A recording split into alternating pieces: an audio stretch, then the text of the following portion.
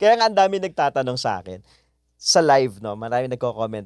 Kasi na-realize ng mga traders na ang malaking kalaban or malaking problem ng mga traders is not TA, not technical analysis, 'di ba? Not fundamental analysis. Ang kalaban, ang challenge is the discipline. Kaya tanong lagi sa akin, Tito, how to become a disciplined trader? Lagi yan yung tanong eh. Sabi ko, ang tatalino na ng mga trader ah. Hindi na nagtatanong, Tito, pwede ba pumasok? Tito, pwede ba humabol? Yes. Sabi ko, natututo na, paano ba maging disiplinadong trader?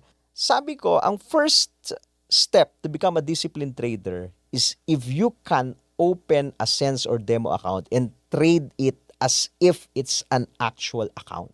Kung yun yung first test eh. Kasi not a lot of traders can do that. Bakit? Kasi gusto ng mga traders mabilisan eh, kumita agad ng pera eh. Yes. 'Di ba? Bakit pa ako di ba? Bakit pa ako magde-demo? Bakit pa ako mag-sense account na maliit lang yung kikitain ko? Sayang yung oras ko. Tapos they end up blowing up their accounts na nilagyan nila ng $1,000, $2,000.